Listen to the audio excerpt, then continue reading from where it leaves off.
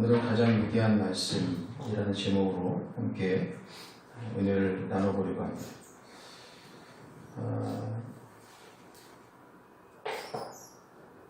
운동이 되었건 공부가 되었건 어떤 기능적이 되었건 가장 중요한 것은 기초라고 생각을 합니다.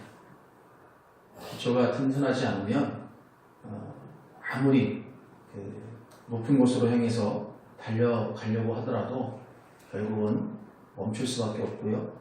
결국은 내가 원하는 목표에 도달할 수가 없게 됩니다. 그러나 우리가 잘 아는 것처럼 기초가 튼튼한 사람들은 모든 것을 자기들이 원하는 만큼 또 이루어가는 것들을 보게 되죠. 우리가 가끔 이제 아내랑 같이 TV를 보면서 한 프로를 이제 볼 때가 있어요. 그 프로가 달인이라는 프로도 있고요. 그 다음에 서민가부라는 그런 프로그램도 있습니다. 그런 프로그램들을 이렇게 보면서 맨날 우리가 이제 느끼는 것은 그래, 저래야 돼. 저런 욕심이 있어야 돼. 저런 열심이 있어야 돼. 그런 생각을 하면서 그런 이야기들을 나누면서 어떤 생각을 갖게 되냐면 나름대로 기초를 단단하게 다져가는 그들의 모습을 보게 되었어요. 제가 후회를 하는 것 중에 하나가 있는데 그게 뭐냐면 중고등학교 때 놀지 말고 공부 좀 열심히 할 걸, 그런 생각을 좀 많이 했었습니다. 왜냐하면 중고등학교 때 너무 많이 놀았거든요. 그러다 보니까 필요한 기초를 잘 갖추지를 못했어요. 그런 상황에서 좀 더 고차원적인 공부를 하고 또 많은 것들을 담으려고 하니까 이게 그릇은 넓어지지 않고 좁아져 있는데 거기다가 이것저것을 담으려고 하니까 막 머리가 터지려고 하고 찢어지려고 하고 그런 것들을 많이 느끼게 되었습니다. 그래서 이게 다른 것보다 기초가 중요하구나. 그래서 고차원적인 것들을 많이 얻는 것도 중요하지만 그것보다 더 중요한 건 정말 기초에 많은 시간들을 투자하는 게 정말 중요하구나 라는 생각을 좀 하게 됐습니다. 우리 지금 준하나 성민이나 또 정훈이나 정현이나 열심히 지금 공부할 나이인데 지금 힘들고 어려울 줄 알아요.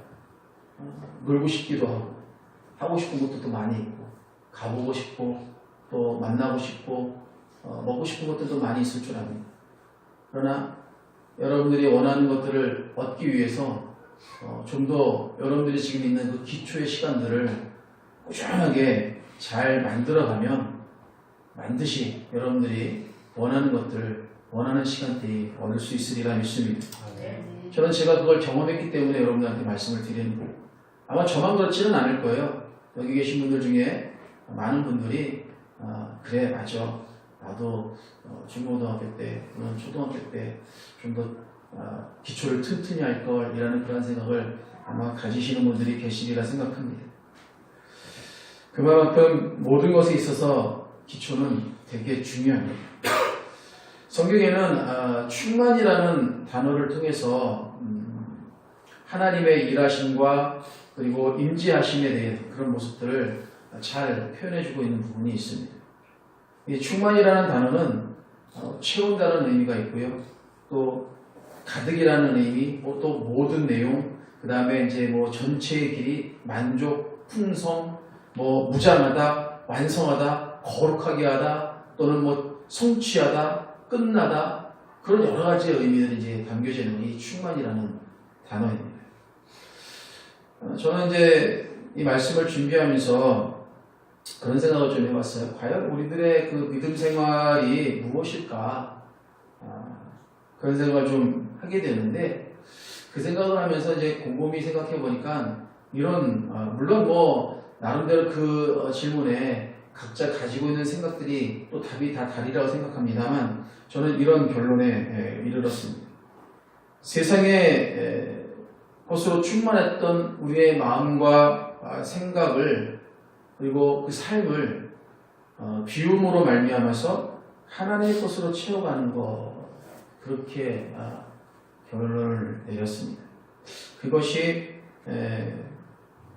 우리들의 믿음 생활이고 그것이 우리가 충만해져 가는 것이 아닌가, 하나님의 것으로 충만해져 가는 것은 아닌가, 그런 생각을 좀 갖게 되었습니다. 그럼 하나님의 것으로 채운다는 것은 무엇일까요? 하나님의 것은 무엇일까요? 가장 기본적인 것은 우리가 너무도 잘 알고 있는 것처럼 말씀이죠. 말씀이 하나님의 것이고 말씀으로 채우는 것이 가장 기본적인 것이죠. 세상의 것을 비우고 그 자리에 하나님의 말씀으로 채우는 것이, 이것이 우리가 이루어가야 될 우리 믿음의 생활이라는 것입니다.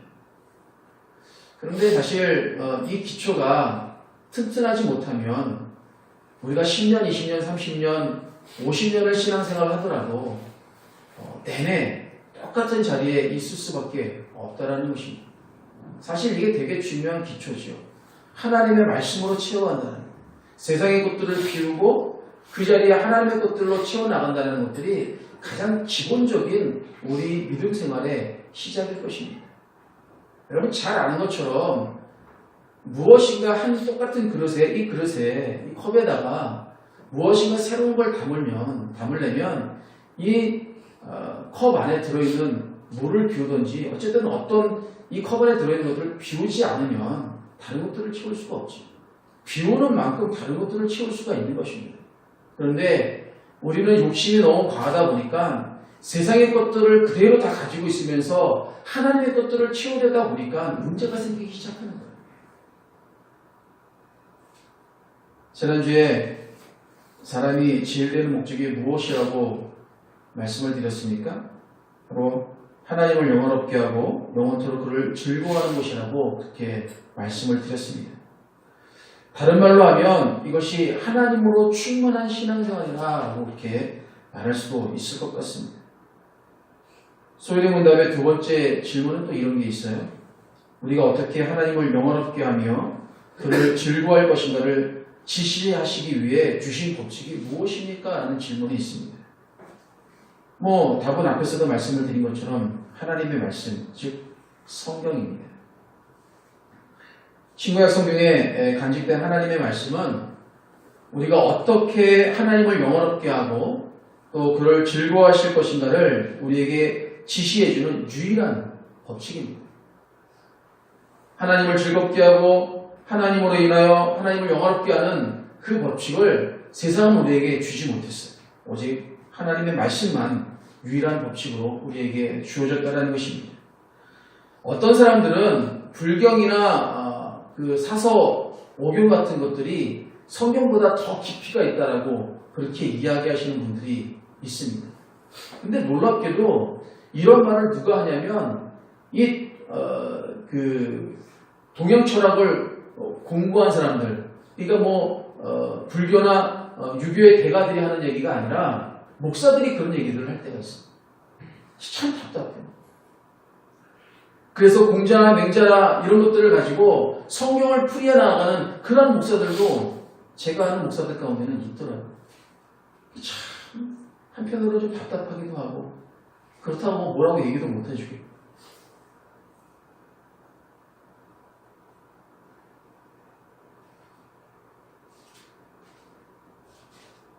우리가 잘 아는 것처럼 노노, 맹자, 대학, 중용 이게 이제 사서지 않습니까? 그리고 모경이라는 게 시경, 서경, 그 다음에 예기, 그 다음에 이제 춘추, 그리고 이제 주역, 이런 것들이 이제 오경에 속하는 것들인데, 저는 사실 이것들을 공부하거나 책을 다 읽어보질 않았기 때문에 얼마나 그 깊이가 있는지는 잘 모르겠습니다. 그러나 감히 성경에 빗대서 성경보다 더 오묘하고 성경보다 더 깊이가 있다고 말하는 것은 교만이 아닐까 그런 생각을 갖게 됩니다. 무엇보다도 성경은 인간의 생사복을 비롯해서 죄의 문제와 죄로부터 우리가 어떻게 구원을 받을 수 있는지, 또 인간의 존재의 가치와 인간이 어디로부터 왔고 어디로부터 우리가 어디로 가야 하는지, 인간의 원래 본질이 무엇인지 등과 같은 그런 질문들에 대해서 정확하고도 명확하게 우리에게 말씀해주고 있는 책이 성경입니다. 불경이나 또는 사서오경이 아무리 깊이가 있다 하더라도 인류가 어떻게 만들어졌고 인간은 또 어떻게 시작되었는지, 그 인간의 원래 본질은 무엇인지 등과 같은 그런 질문에 답하지는 못합니다. 왜냐하면 그것들은 그들이 알 수 있는 것이 아니기 때문에 그렇습니다. 오직 하나님의 말씀인 성경만이 이와 같은 것에 정확하고 명확하게 답할 수가 있는 것이죠. 사랑하는 성도 여러분, 우리는 인류 역사에서 가장 위대한 책을 가지고 있는 그런 사람들입니다. 성경이야말로 우리가 걸어가고 있는 나그네 인생뿐 아니라 최종 목적지인 영적 가나안인 천국으로 어떻게 들어가야 하는지 가장 정확하게 알려주는 이정표들로 가득 차 있을 뿐 아니라 유일한 인도자인 것입니다. 그래서 시편 기자는 119편 105절에서 말씀하시기를 주의 말씀은 내 발의 등이요 내 길의 빛이니이다 라고 그렇게 고백하고 있는 것이죠. 성경이 여러분들에게도 하나님의 말씀으로 한치 앞을 알 수 없는 우리 인생의 등이요 빛이 되시기를 주님의 이름으로 소망합니다. 그럼에도 불구하고 우리는 하나님의 말씀으로부터 도망가려고 할 때가 얼마나 많이 있습니다.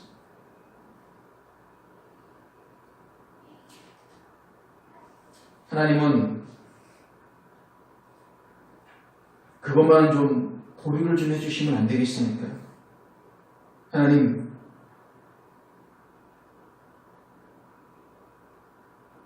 그게 너무 제게 가혹해서 감당하기가 어렵습니다. 어떻게 그러실 수가 있습니까?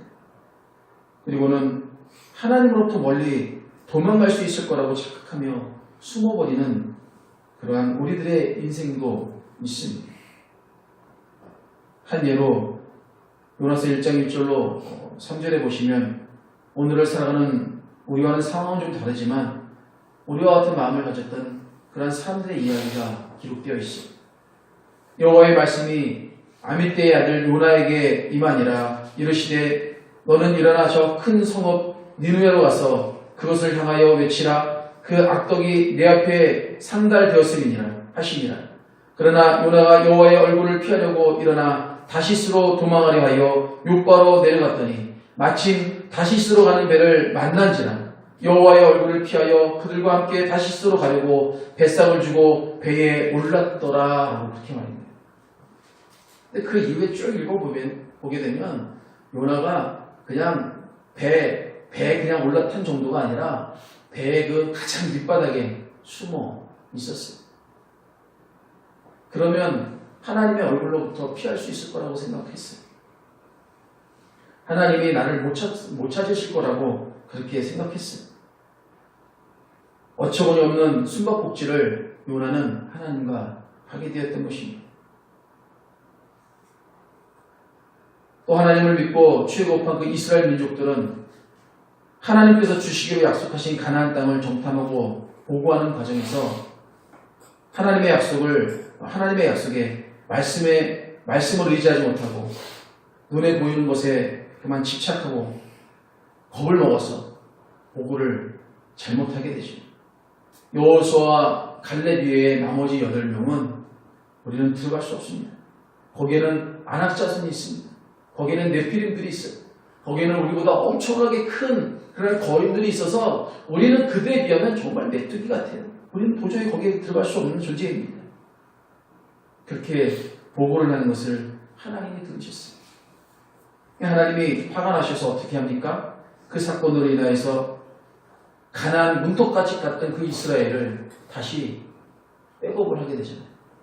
그때서부터 광야 40년이 시작되게 되는 거예요.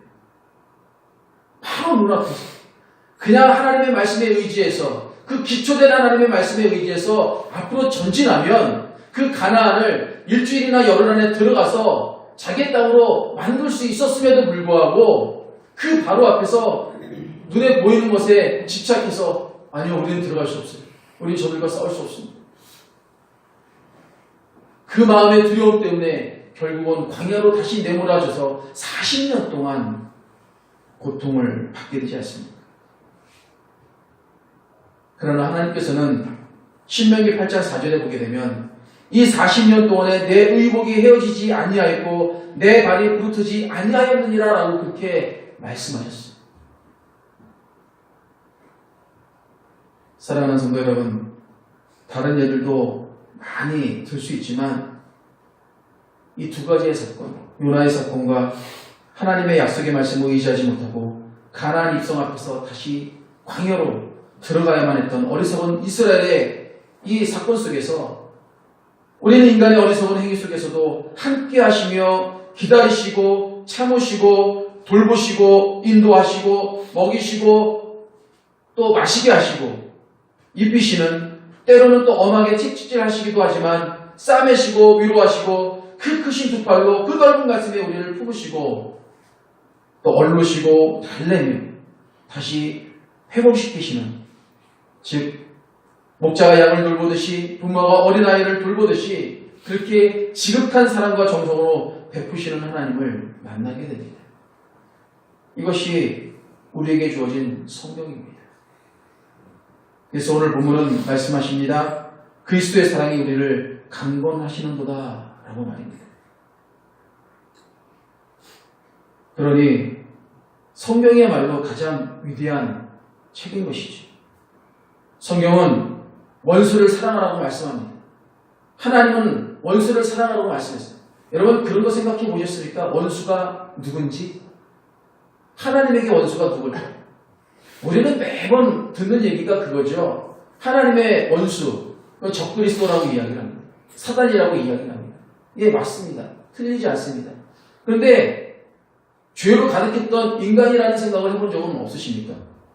저는 혹시 우리가 하나님의 원수는 아니었을까라고 생각을 해봤어요. 그런데 그도 그럴 것이 하와가 사단의 꼬임에 넘어가서 사단의 종이 되어버리죠. 그 범죄함으로 인하여서 인간이 사단의 종이 되어버리는 거예요. 사단은 하나님에게는 원수입니다. 그러면 원수의 종이 된 우리는 하나님과 어떤 관계에 있는 겁니까? 원수 관계에 있는 거예요. 왜요?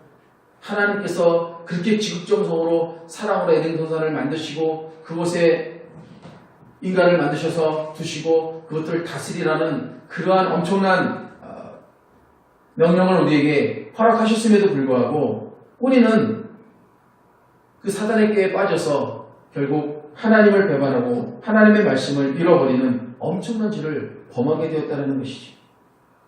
여러분, 원수는 무엇입니까? 갚아야 되는 겁니다.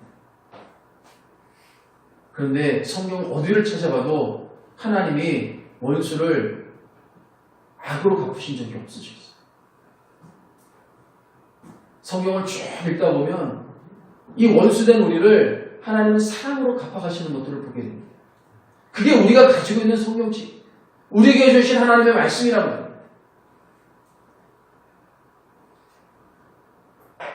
앞에서 질문한 우리가 어떻게 하나님을 영원롭게 하며 그를 즐거워할 것인가를 지시하시기 위해 주신 법칙이 무엇입니까? 라는 이 질문에 우리는 성경이라고 했습니다.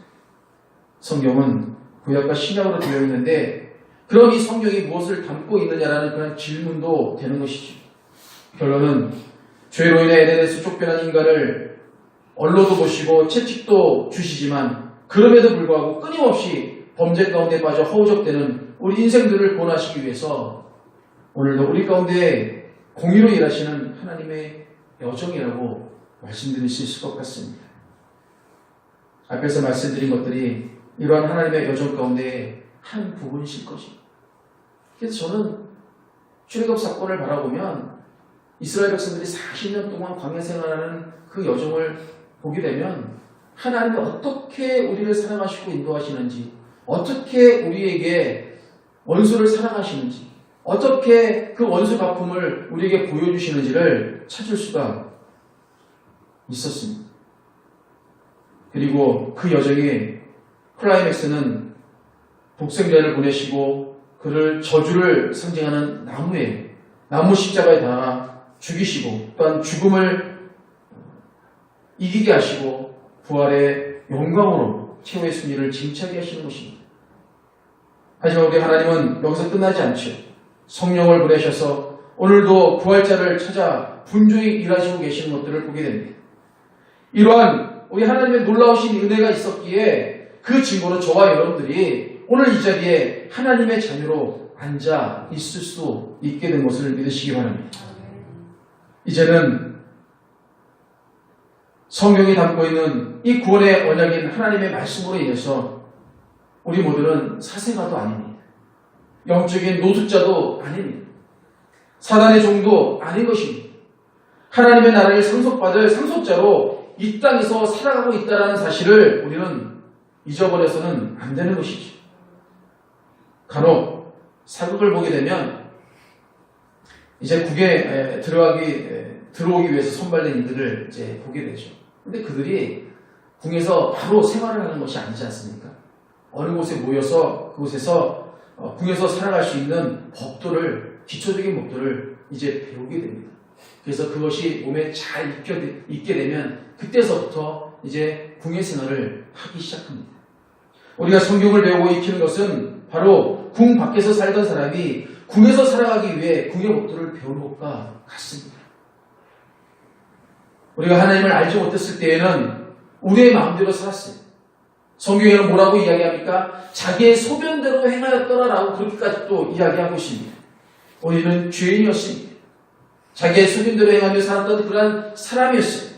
그런데 지금은 하나님의 아들 독생자 예수 그리스도의 십자가의 죽으심과 또 부활하심을 믿음으로 말미암아 죄의 굴레에서 하나님의 은혜로 구원을 받아서 하나님의 자녀로 살아가는 그런 사람이 되었습니다. 성경은 이와 관련해서 디모데후서 3장 15절에서 말씀하시기를 성경은 능히 너로 하여금 그리스도 예수 안에 있는 믿음으로 말미암아 구원에 이르는 지혜가 있게 하느니라 라고 그렇게 말씀하고 있습니다. 그러므로 이제는 하나님의 자녀답게 살아가야 될 의무가 우리 자신들에게 주어졌다는 겁니다. 그런데 죄인이었던 우리가 어떻게 하나님의 자녀로 살아갈 수가 있겠습니까? 바로 하나님의 뜻과 우리의 삶의 규범을 담고 있는 성경에 의해서 살아가야 한다는 거예요. 미가서 6장 8절은 이렇게 말씀합니다. 사람아, 주께서 선한 것이 무엇임을 내게 보이셨나니 여호와께서 내게 구하시는 것은 오직 정의를 행하며 인자를 사랑하며 겸손하게 네 하나님과 함께 행하는 것이 아니냐라고 말입니다. 구약에서는 하나님께서 시내산에서 모세에게 율법인 십계명을 주시고 이대로 행할 것을 요구하셨어요. 십계명의 첫 번째로부터 세 번째까지는 하나님과 인간에 관한 그런 내용이죠. 네 번째 계명은 안식일에 관한 것이죠. 그래서 하나님과 인간 또 자연의 안식에 대한 규정을 담고 있습니다. 다섯째로 일곱 번째 계명은 사람과 사람 사이에 관한 그런 내용입니다.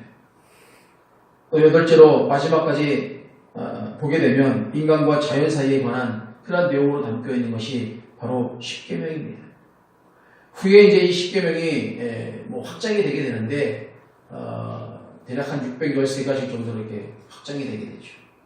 그렇게 세분화되지만 신약에 들어와서 예수님께서는 이것을 가장 큰 계명 두 가지로 이제 압축을 해서 이야기를 합니다. 그것이 마가복음 12장 29절로 31절까지 있는 내용입니다. 예수께서 대답하시되 첫째는 이것이니 이스라엘아 들으라. 주 곧 우리 하나님은 유일하신 주시라.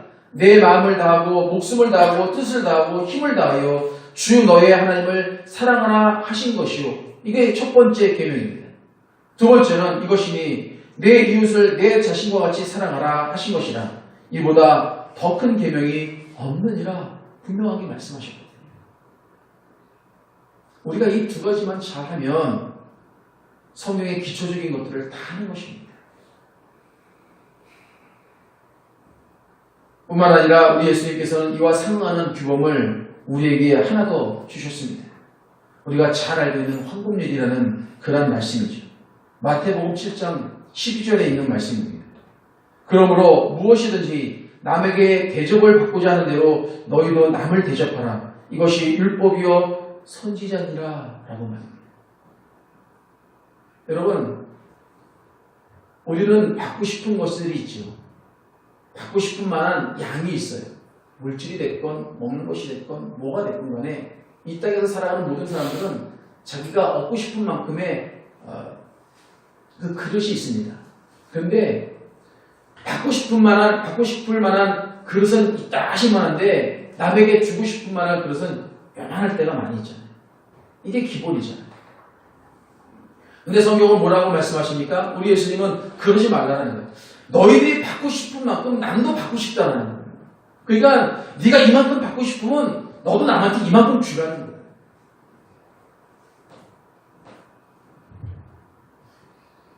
어떻게 보면 이 말씀 가운데 그런 말씀도 있는 것 같아요. 욕심 부리지 마. 그러니까. 네가 이만큼 받고 싶으면 나도 이만큼 받고 싶은 거야. 이거는 받고 싶은 만큼 받고 줄 때는 이만큼 주지 마. 너도 이만큼 줘. 네가 받을 만큼 줘.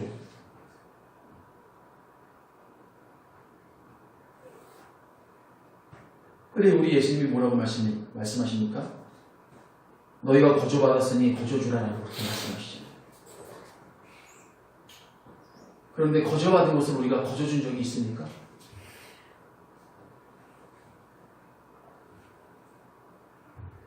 저는 그런 차원에서 부흥 강사들이 영 마음에 들지는 않아요. 하나님의 말씀 거저받았는데 그 하나님의 말씀을 들고 다니면서 500씩, 700씩, 300씩 받아 가는 사람들을 보면 이해가 안 가요. 아니 물론 받을 수도 있겠죠. 그런데 복음은 그런 게 아니에요. 복음은 나누는 것입니다. 주는 것입니다. 거저주는 거예요. 당신들이 그 힘들고 어려운 교회에 와서 그 교회를 부흥시키기 위해 갔다면 철저하게 말씀을 주고 그리고 돌아가야죠. 나 얼마짜린데 얼마 줄 거야? 어느 날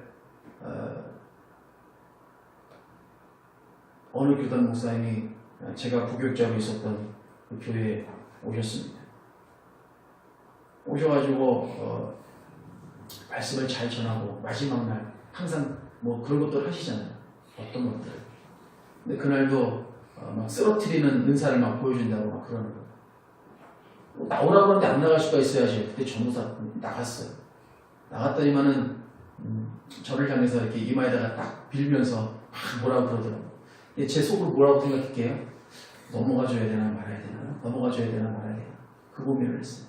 그러다가 안 넘어가지면은 이 사람도 창피할 테고 또 내가 또 은혜 받지 못했다고 또 그럴 테고 그냥 넘어가주자 해서 그냥 넘어가줬어요.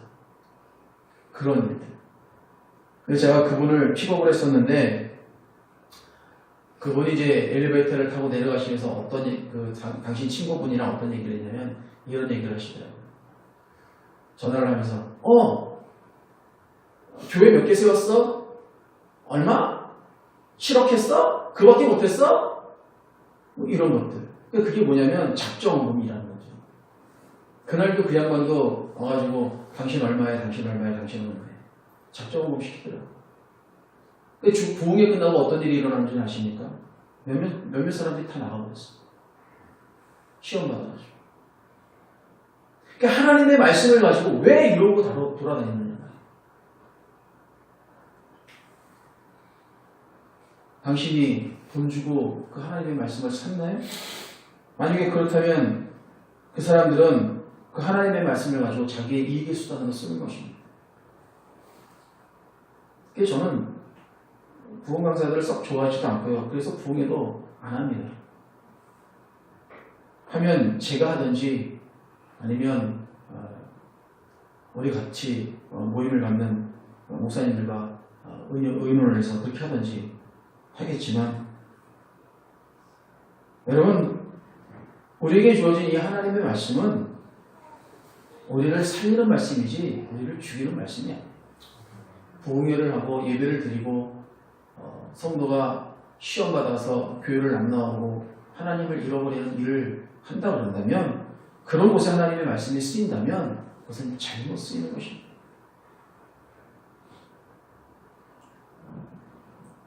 그러므로 여러분들이 받고 싶은 만큼 남에게도 대접하시길 바랍니다.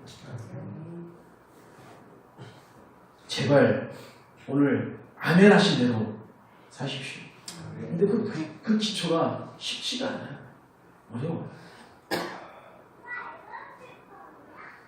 또 계속해서 말씀하시기를 뭐라고 얘기했냐면 좁은 문으로 들어가라. 멸망으로 인도하는 문은 크고 그 길이 넓어 그리로 들어가는 자가 많고 생명으로 인도하는 문은 좁고 길이 협착하여 찾는 이가 적음이라고 이야기했어요.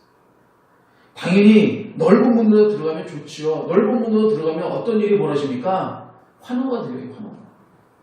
넓은 문으로 들어갈 수 있는 사람은 누굽니까? 명예와 권력을 가진 자들이잖아요. 그런 자들이 넓은 문으로 들어가는 거예요. 좁은 문으로 들어가는 사람들은 그런 화려한 사람들이 들어가는 자리가 아니에요. 부끄럽고 떨리고 초조하고 남이 볼까 두려워하는 마음을 가진 자들이 들어가는 것이 좁은 문으로 들어가는 것입니다. 우리는 하나님 앞에 그런 자들이 돼야 돼요. 하나님의 말씀 앞에 두렵고 떨리는 자, 초조한 자, 그런 자들이 되어서 넓은 문이 아니라 좁은 문으로 들어가는 자가 되어야 되는 거예요. 감히 하나님 앞에 어떻게 교만하게 고개를 뻣뻣이 쓰고 넓은 문으로 들어갈 수가 있겠어요? 우리의 하나님의 말씀은 이런 것들을 우리에게 가르치는 거예요. 우리가 이런 것들을 배워야 되는 것입니다. 그리고 이 배운 대로 생활해야 되는 것입니다. 즉 이 땅에서 하나님의 자녀로 살아간다는 것이 그리 녹록지 않은 것만은 확실할 것입니다. 그래서 이런 말씀을 우리에게 주셨는지도 모르겠어요. 사랑하는 성도 여러분, 그렇다 할지라도 우리가 가슴에 용기와 희망과 소망을 품고 이 땅에서 하나님의 자녀로 살아갈 수 있는 것은 하나님의 말씀인 언약의 말씀이 되어주시기 때문인 것입니다. 이사야 55장 3절에 보게 되면 너희는 귀를 기울이고 내게로 나와 들으라. 그리하면 너희의 영혼이 살리라. 내가 너희를 위하여 영원한 언약을 맺으리니 곧 다윗에게 허락한 확실한 은혜이라 라고 그렇게 말씀하셨고요. 또한 시편 기자는 고백하기를 시편 119편 50절로 52절에서 이 말씀은 나의 고난 중에 위로라. 주의 말씀이 나를 살리셨기 때문이다. 교만한 자들이 나를 심히 조롱하여도 나는 주의 법을 떠나지 아니하였나이다. 여호와여 주의 옛 균례들을 내가 기억하고 스스로 위로하였나이다 라고 그렇게 말씀하고 있습니다. 다윗을 위로한 것은 세상이 아니었어요. 다윗을 위로한 것은 인간이 아니었습니다. 다윗을 위로하고 다윗이 위로를 받은 것은 하나님의 규범이었고요. 하나님의 말씀이었습니다. 여러분, 우리가 힘들고 어려울 때가 있죠. 그럴 때 우리는 때로는 친구를 찾아가기도 하고요. 세상의 여러 가지 도구들을 이용해서 위로를 받으려고 애를 씁니다. 어떤 사람들은 담배로, 어떤 사람들은 마약으로, 어떤 사람들은 술로, 어떤 사람들은 먹고 마시는 것으로, 어떤 사람들은 세상 향락으로 그 위로를 받으려고 하는 사람들이 얼마나 많은지 몰라요. 그러나 죽음 앞에서도 위로를 하나님 앞에 구했던 사람은 다윗이었어요. 오늘 우리가 이 하나님의 말씀에 의지해서 그런 사람들이 되어야 될 줄 믿습니다. 여러분들도 살아가면서 힘들고 어려운 일들이 왜 없겠습니까? 고난이 왜 없겠어요? 그럴 때마다 세상을 바라보지 마십시오. 세상의 위로는 가짜입니다. 그러나 하나님의 말씀, 성경의 위로는 진짜입니다. 진리입니다. 그분만큼 우리를 사랑하시고 우리를 아끼시는 분이 없습니다. 말씀드렸잖아요. 이스라엘 백성들이 40년 동안 광야 생활을 했지만 사실 금요일날 우리 몇몇 분들이랑 차를 타고 하면서 그런 얘기를 했지만 여러분 이스라엘 백성이 40년 광야 생활을 했다는 것은 그들에게 있어서 수치스러운 일이에요. 자랑할 만한 역사가 아닙니다. 왜냐하면 가나안 앞에서 하나님의 말씀에 순종하지 못하고 결국 광야로 쫓겨나게 된 사건이기 때문에 그들 역사에서는 그다지 드러내고 싶은 그런 역사는 아니에요. 그렇지만 하나님은 그 40년 동안 그들을 그곳에서 가르치시면서 그들을 보호하셨어요. 불기둥으로, 구름기둥으로, 만나로, 메추라기로, 그 다음에 단물로 그들을 보호하며 인도하시며 그들의 발꿈치 하나로 상하지 않게끔 만드신 분이 우리 하나님이시라는 거예요. 성경에는 우리를 하나님이 그렇게 사랑하신다고 말씀하시고 그게 우리에게 주어진 하나님의 말씀입니다. 그 기초 가운데에 우리의 삶을 맞춰 나갈 때에 우리가 비로소 하나님의 말씀으로 하나님으로 충만한 삶을 살게 될 줄 믿습니다. 아멘. 기도하시죠.